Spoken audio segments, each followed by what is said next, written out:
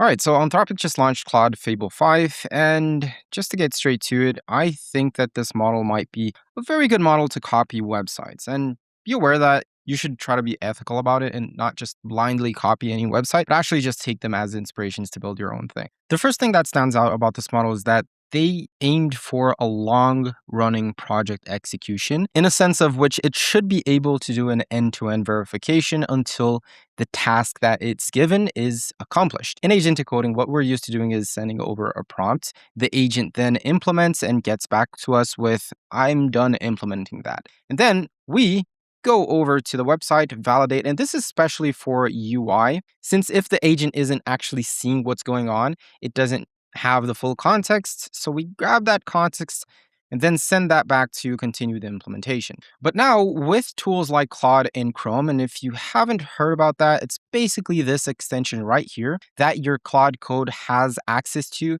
and can actually open up your website, take screenshots, click around, and actually see how the website is performing. So now if we prompt something, it could actually implement, then it can validate. That validation is brought back into its context, and it can just continue the loop. By the way, there are tools like Loop now. There's also, I think it's Goal. Yeah. So set a goal, Claude checks before stopping. So that's the idea. Just work on something until it's done and have the end-to-end verification so that you can validate if the implementation was done correctly. Now, this isn't really a new thing. Claude in Chrome has been around for a while, but now the difference with this model is that it's actually doubling down to workflows that actually take advantage of these long running projects. And naturally, to do that, Claude Fable 5 understands diagrams, charts, and tables nested in files and PDFs, improving work across document-heavy work in finance, legal, analytics, and architecture. The model also uses vision to help evaluate its own coding work, check outputs against the original design or goal. Now, this is the golden phrase that made me consider that this model might be an exceptional model for copying other websites. And what we're going to do is have on one side Opus 4.8 and on the other side Fable 5. In both sessions, I'll send the same exact prompt. It has its own folders up here. The goal will be for it to replicate this same exact landing page. And at the very end, we'll be able to check how much of the context window was used, how much would that model cost us if we were to use its API, and finally, how long each will take. And by the way, I think I just noticed that I placed the model in the wrong folder. So let me switch that out, this one to Fable, and this one to Opus 4.8. So this right here is my prompt. I need you to create an exact replica of this website. Try to make it look identical. For any images you don't have or can't find, use a corresponding placeholder. The URL of the website is modash.io, and this is the full image of it. So let me paste that in here and also actually, before I grab that image, let me copy over the prompt there. Let's copy the image, paste it here, paste it there. Okay, let's hit enter. Now, while that's running, let's go through the prompting Claude Fable 5. And honestly, instead of reading through everything, let me just give you a TLDR. Overall, this is a much smarter model. And instead of spoon feeding it everything it needs to do, just try to be specific with the end result and not telling it exactly how to do it. Maybe, like, for example, if I wanted it to implement using an XJS, that's something that I should probably add. But if I'm not sure about the how, this model is optimized to find that how in the best way possible. Okay, and by the way, after 2 minutes and 50, Claude Opus 4.8 is done creating the replica. Let's check it right now. I wasn't expecting it to be so fast, but here it is. This is the Claude Opus 4.8 replica. Let's take a look at the original one. So this is how the original one looks like. This is what Opus 4.8 created. Let's actually place them side by side. So there you go. It didn't really copy over the font, but I mean, the colors are right. The form, the border radius seems correct, but it still defaults to this kind of generic card that you can expect in all Claude models. This is how the testimonials section looks like. It kind of always defaults to the more generic feel. But by the way, the next step will be iterating with the Claude in Chrome, which will give Claude access to actually browse and look into both of the websites and try to code it again so that they look more alike. The footer, by the way, just really doesn't look like the original one. All right, meanwhile, after 4 minutes, the Fable model is done with its replica. The hero section still doesn't look as good. The nav bar isn't alike at all. I feel like this customer section is much better than the 4.8 model, but unfortunately, this section is kind of off. These buttons don't really work, and the overall design does not look alike.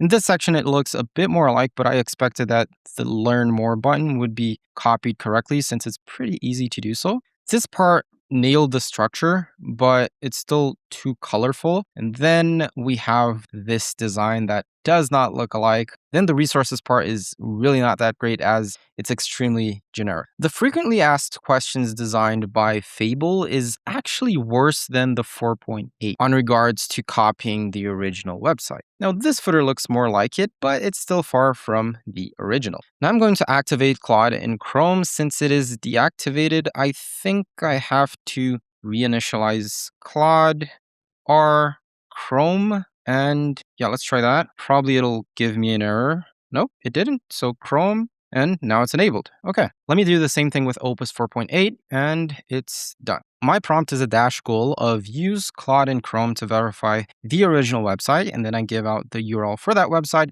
against what was designed. Keep iterating and get to the closest result possible so that the website is eventually identical to the original. Now, before I even send that, let's see the prices. For Fable, it costs $1.6, while with Claude Opus 4.8, it would cost us 61 cents of a dollar. And on the left side, you have Fable, while on the right side, you have Opus 4.8. Honestly, for the price, I would just take Opus 4.8 for this specific example. And by the way, I don't think the model was created to just be building these simple landing pages. But the end goal with these tests is if this model is actually better than previous models at understanding what is the original production and how close can it get to that. Again, not for people to just blindly copy over websites like this, but how can you get a Figma template, for example, just send over the image and have Claude produce that entirely. Okay, let me send this prompt over, send this one in Opus 4.8 as well, and let's see how long it'll take and how efficient will these productions get. Okay, so actually it can't run 2 instances of Claude in Chrome in 2 different sessions. So I'll just stop Claude Opus 4.8, let Fable work on it, and then afterwards we'll get back to the 4.8.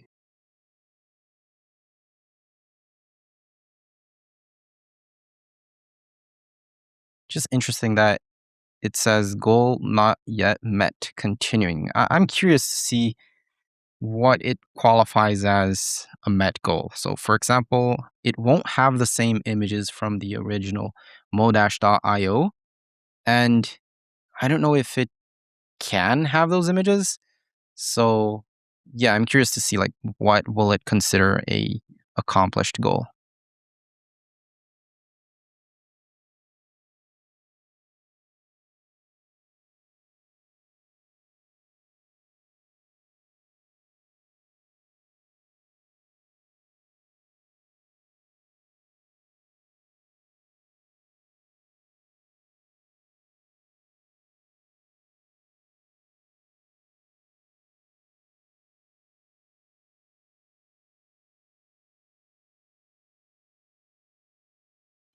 All right, that took 35 minutes.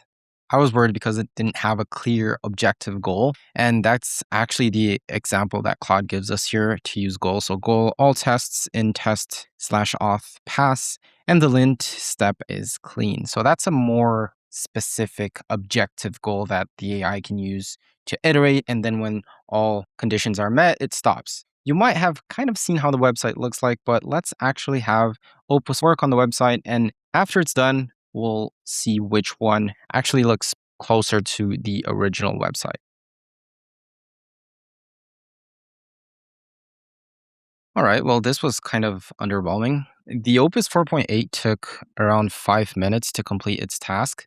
And obviously, it really didn't change a lot. And that's exactly the promise from Fable 5 in being a better model for longer running tasks. So now let's compare them again. Left side is the original, right side is Opus 4.8. As you can see, not much has changed. This section still continues the same, still the generic cards here. Honestly, since there weren't significant changes, we could just read it through here. So the hero section has a lavender announcement banner, logo workflow tabs, collaboration cards, animated scroll jacking CTA, footer. Let's actually check that footer because the first result was really underwhelming and honestly, it continues to be. But now let's see what 35 minutes of Fable 5 got us. Already, this padding or margin is very characteristic of the original, was identified and now is being used. The same images were scraped, and I'm just curious to see if it's the same URL from the original one, and it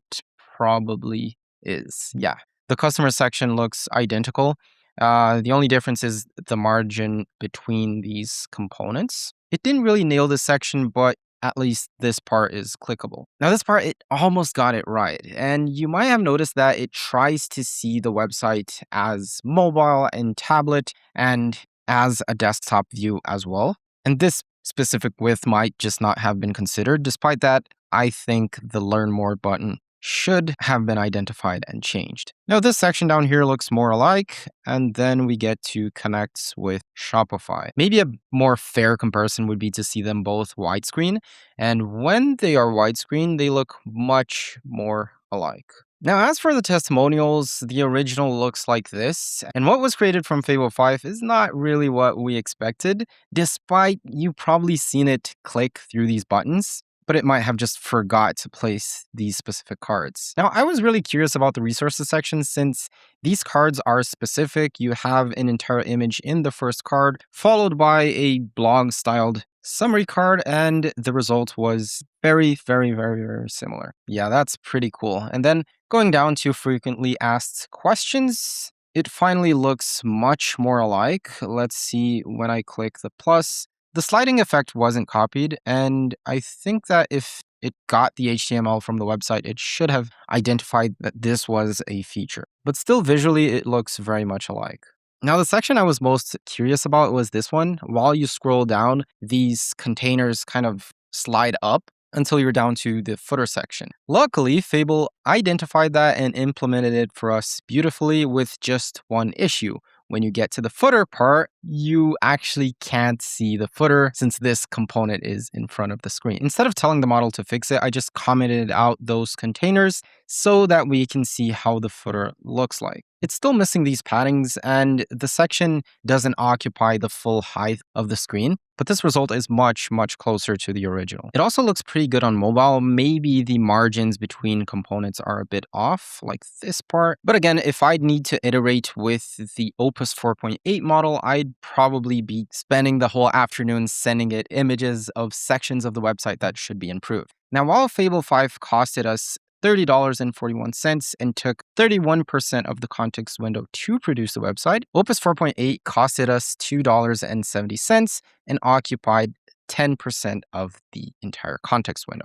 All right, so that was our test for today. Make sure to update your skills since this model works better with not so specific skills. And if you're using a bunch of MCPs and skills and everything, make sure to check my latest video where I go through my specific workflow that works pretty well with better models. Thanks for watching. Make sure to leave a like, subscribe for more, and I'll see you in the next video.